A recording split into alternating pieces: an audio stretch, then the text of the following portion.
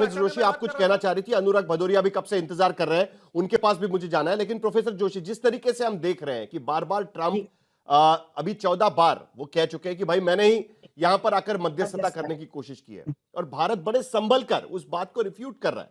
लेकिन क्या सचमुच में इंटरनेशनल डिप्लोमेसी में कहीं ना कहीं प्रधानमंत्री को यह कहने की अब जरूरत है कि नहीं भाई आप झूठ बोल रहे हो, बार बार ये बोलना बंद करिए करके, ताकि ये पूरा झमेला खत्म हो जाए, या ये खत्म नहीं हो? हमारे प्रधानमंत्री के द्वारा इस बात को स्पष्टतः कह भी दिया गया, और हमारे विदेश सचिव के द्वारा ये जो वक्तव्य जारी किया गया है वो भारत सरकार के द्वारा जारी किया गया वक्तव्य है, तो वैश्विक स्तर पर मान्य है। ये प्रोटोकॉल होता है, जो प्रेस रिलीजेस होती है विदेश मंत्रालय की किसी भी देश की, उनको आधिकारिक तौर पर मान्य किया जाता है। तो ये हम कर चुके हैं। मैं आपके तीनों प्रश्नों का ये उत्तर देना चाहती थी, क्योंकि बार बार बैलेंस ऑफ पावर की बात हो रही थी। यदि बैलेंस ऑफ पावर को हम समझते तो हम समझ पाते कि ट्रंप जो कर रहे हैं वो क्यों कर रहे हैं, और एक यू टर्न लेकर के अपने पिछले रिजीम में उन्होंने शुरुआत ही सोशल मीडिया पर ट्वीट के साथ की थी कि पाकिस्तान धोखेबाज देश है, और उन्होंने सिक्योरिटी एड्स बंद कर दिए थे। इस बार क्यों आई लव पाकिस्तान कर रहे हैं? इसका संबंध बदलते बैलेंस ऑफ पावर से है।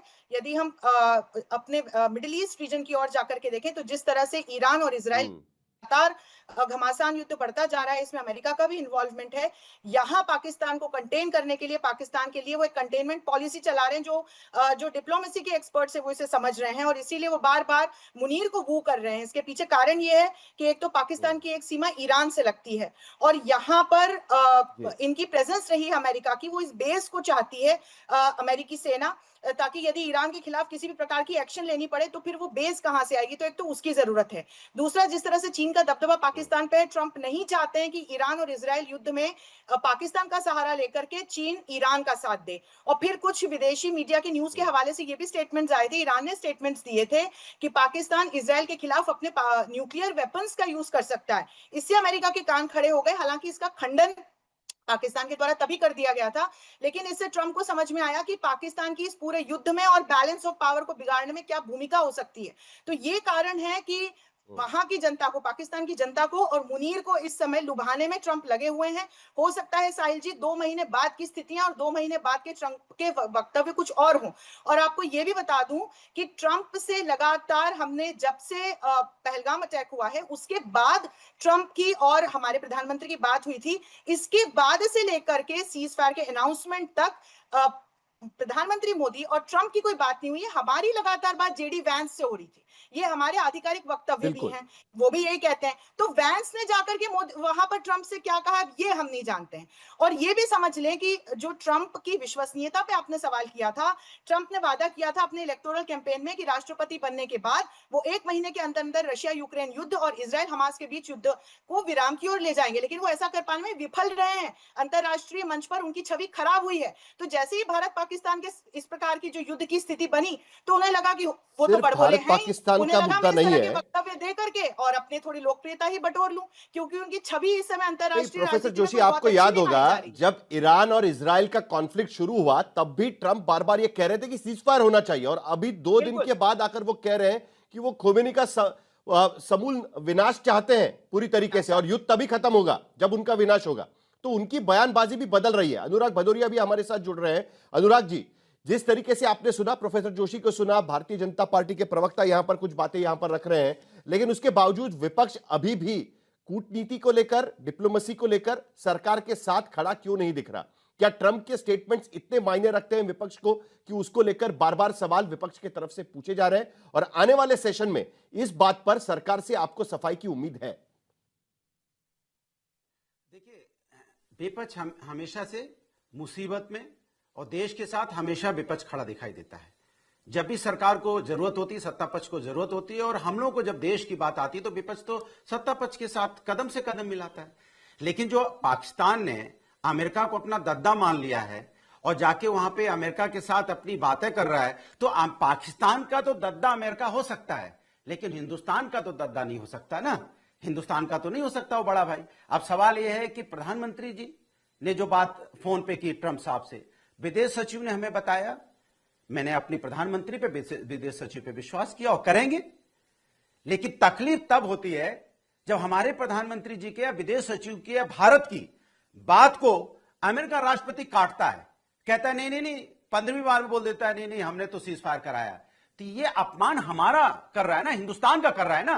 सवाल इस पे है, सवाल यहां भारतीय जनता पार्टी और इसका नहीं है, सवाल देश का है। अगर जब विदेश सचिव कह रहे हैं कि प्रधानमंत्री जी से बात हो गई है, प्रधानमंत्री जी ने बोल दिया है कि नहीं आपकी कोई भूमिका नहीं थी सीज फायर में, उसके बाद अगर अमेरिकन राष्ट्रपति ये कहते हैं कि हमने करवाया है, तो वो हमें झूठा साबित करने की कोशिश कर रहे हैं। हमारा चिंता ये है, एक जो आतंकवादी को पालने वाला देश, असीम मुनीर जाके वहां लंच करें, डिनर करें, हमें कोई लेना देना नहीं है, जो करते रहें। लेकिन हमें चिंता इस बात पे होती है कि जब अमेरिका हमारे साथ गलवैया भी करता है, हाथ भी मिलाता है, लेकिन पहलगांव में जो हमारी घटना हुई है उसके लिए पाकिस्तान को एक बार भी नहीं कहता कि पाकिस्तान ने गलत किया, आतंकवादी देश है।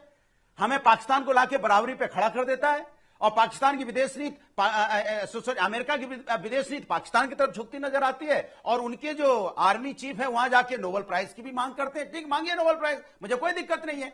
लेकिन हमें चिंता इस बात की होने लगती है ना कि हमारे जो संबंध है बगल के देशों को लेके, नेपाल हमें आंखें दिखाने का जवाब देना है, भूटान से हमारी नहीं बनती। सुन लीजिए एक मिनट बात, तुझे हमारा श्रीलंका भी कभी कभी हमारे साथ नहीं रहता, बांग्लादेश जो था अब वो भी मेरे साथ नहीं है, पाकिस्तान हमारा दुश्मन है, चीन हमारा दुश्मन है, अमेरिका भी अमेरिका जो हम दोस्त मानने को चले थे अब अमेरिका भी मेरे साथ नहीं रहता, रसिया भी खुल के साथ नहीं देता, कनाडा भी आप खालिस्तान की बात कभी कभी करता रहता है। तो हमारा ये आप सरकार से सवाल होता है, जब विदेश का कोई व्यक्ति बोलेगा तो सरकार के साथ खड़े दिखाई देंगे कि हिंदुस्तान का अपमान नहीं होना चाहिए, चाहे अमेरिका के राष्ट्रपति हो चाहे किसी भी देश के राष्ट्रपति हो, वो हिंदुस्तान का अपमान करने का अधिकार उनको नहीं है। लेकिन हम अपनी सरकार से सवाल तो पूछेंगे कि हमारी विदेश नीति में क्या हो रहा है। यही इजराइल में हमारी मुख्यमंत्री ने कहा इजराइल में नौकरी मिलेगी, हमारे लोग इजराइल में नौकरी करने गए थे, आज वहां पे नहीं, एक वार कंट्री में आपने नौकरी अपॉर्चुनिटी खोल दी थी, आज उनकी हालत क्या होगी जो हमारे लोग इजराइल में नौकरी करने गए। नहीं, आप बताइए, इजराइल के लोग नौकरी जो हमारे इंडियन इजराइल में नौकरी करने के आज किस हालत में होंगे। इसको हमारे हिंदुस्तान के बीजेपी के नेता अचीवमेंट मानते थे कि इजराइल में हमने नौकरी दिलवाई है, वहां 1.5 लाख रुपए मिलेगा। सोचिए आप, ये हिंदुस्तान की हालत हो गई है कि हमें वार देश में जाके नौकरी मिलेगी और यहाँ बीजेपी के नेता और मुख्यमंत्री इसकी तारीफ करेंगे। ठीक है, अनुराग भदौरिया जरा जवाब भी ले लेते हैं, क्योंकि आप सरकार से कई सवाल पूछ चुके हैं। के शर्मा आपने सुना, कांग्रेस छोड़िए, बाकी विपक्ष भी ये बात मानने को तैयार नहीं। मैं एक बात कह रहा हूं सर कि भारत के रक्षा मंत्री, भारत के रक्षा सचिव या विदेश मंत्री या विदेश सचिव जो बात कहते हैं तो वो केवल भारत में नहीं पूरा विश्व उसका संज्ञान लेता है। 15वीं बार ट्रंप बोल रहे हैं, भारत हमेशा से इस बात को डिनाई भी किया है और स्पष्टता भी की है। इसके बावजूद बोल रहे हैं तो इसके पीछे उनका कोई हिडन एजेंडा हो सकता है, स्वाभाविक ही, क्योंकि यदि कोई व्यक्ति एक मध्यस्थता कराएगा तो उसे बार बार रटने की जरूरत नहीं पड़ती है, वो क्यों ऐसा रट रहे हैं। तो इतना सामान्य तौर पे समझा जा सकता है, जो कि अभी जो विशेषज्ञ बैठी हैं हमारे बीच, उन्होंने बताया कि इस समय अमेरिका की क्या हालात है विश्व जगत पर और वो किस तरह से स्टैंड ले रहा है। तो आप इतने क्यों साथ प्रभावित हैं, आपको अपने भारत के जो है प्रधानमंत्री, भारत के उस पर विश्वास नहीं। अब एक मिनट सुन लो भाई, सुन लो, अरे भाई शांत, मैं साहिल जी में बीच में किसी के नहीं बोला, आप फिर ये क्यों करवा रहे हैं। देश के फायदे की बात कर रहा हूँ।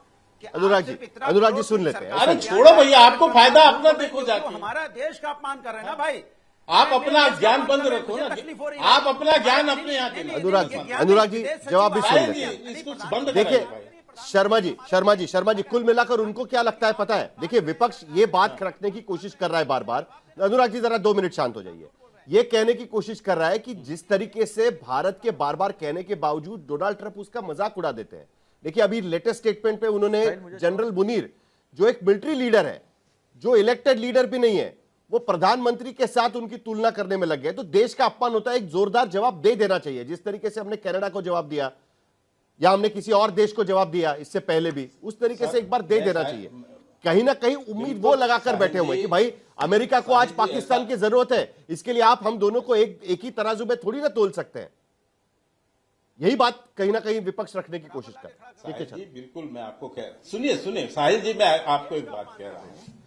देश की जो विदेश नीति होती है उसको काफी सोच, वो डोमेस्टिक जो पॉलिटिक्स है उससे हटकर होती है, और उसको पूरा देश की विदेश नीति को सोच समझकर तय किया जाता है और उचित समय पर उचित स्थान पर उचित जो है बयान के साथ में जवाब भी दिया जाता है। भारत कभी जवाब देने में नहीं चूका है, हमेशा जो है जवाब ही दिया। और हमारे तो मोदी जी ये कहते रहे कि न हम आंख उठाकर ना झुकाकर, हम आंख से आंख मिलाकर बात अपनी चलिए। विदेश नीति को 10 चलाएं सेकंड। और बिल्कुल जवाब सही समय अनुराग पर भदौरिया, सबको मिला। जल्दी से। लेकिन एक बात मैं मात्र कहना चाहता 10 हूं, सेकंड। आप एक 10 मिनट सेकंड। अभी अनुराग भदौरिया इतना गा रहे थे, मैं इतना ही पूछना चाहता हूं कि आप तो ये तक नहीं मानने को तैयार है कि भारत की सेना जीती या भारत का विजय हुआ। आपके तो अखिलेश यादव कहते अनुराग हैं भदौरिया। 10 कि सेकंड। ये जीत थोड़ी ना, ये तो 10 सेकंड। जीत है। देखिए, जब बोलिए अनुराग अखिलेश भदौरिया। यादव अपनी सेना की जीत को, भारत की जीत को मैं बोलूं, अपनी बात जीत पूरी नहीं कर लूं। मानते तो ये किस रूप हमें में बात जो है वर्मा जी अभी भारत सुन को लेते हैं सम्मान उनकी कर बात रहे भी। हैं। आखिरी मैं 1.5 मिनट अभी बाकी है में मेरे दिया पास, गया जल्दी से पत्रकार अनुराग वार्ता के भदौरिया बयान को खत्म करिए आपकी बात को।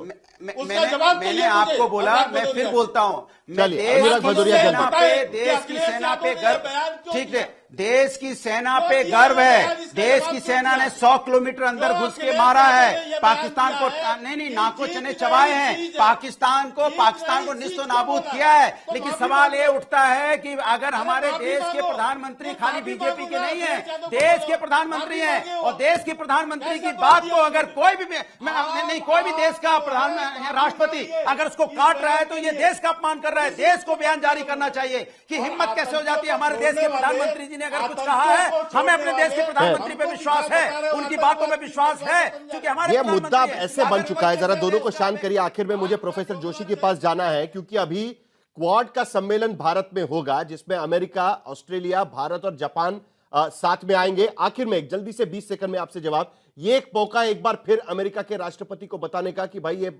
इस तरीके से बयानबाजी बंद करिए। प्रोफेसर जोशी। साहिल जी, तब 30 तक सेकंड मुझे है। लगता है कि स्थितियां बहुत बदल जाएंगी और जैसा कि मैंने कहा कि बार बार क्षेत्रीय स्थितियों को देखते हुए ट्रंप की इस तरह से उलट पलट बयान आ रहे हैं। मैं भी यही कहने वाली थी कि अभी क्वाड का हम लोग समिट होस्ट करने वाले हैं, अमेरिका इसमें शिरकत करेगा, तब ये देखना इंटरेस्टिंग होगा तब तक क्या डेवलपमेंट्स होंगे। मैं ये कहना चाहती हूँ साहिल जी कि विपक्ष को यदि भारतीय सेना पर विश्वास है तो डीजीएमओ के वक्तव्यों पे, हमारे आधिकारिक बयानों पर क्यों नहीं विश्वास करता है विपक्ष? ठीक है। विपक्ष ट्रंप के कहे पर विश्वास क्यों करता है? बालाकोट एयर स्ट्राइक पर विश्वास क्यों नहीं करता? उसका प्रूफ क्यों मांगता है? यही सर्जिकल बात स्ट्राइक का है। प्रूफ क्यों मांगता है? ये कहीं ना समस्या है। कहीं आप लड़ाई दुश्मन इस बात देशों को के लेकर टीम तो की नहीं तरह हो रही है ना- जिस तरीके से डोनाल्ड ट्रंप का के नियुक्ति का स्वागत भारत की तरफ से किया गया था। डोनाल्ड ट्रंप, अब की बार ट्रंप सरकार कहा गया था, उसके बावजूद डोनाल्ड ट्रंप बार बार अपने दावे को रद्द करने की कोशिश कर रहे हैं, भारत के दावे के खिलाफ जाकर बात करने की कोशिश कर रहे हैं। उसको लेकर सवाल कहीं ना कहीं उठ रहे हैं।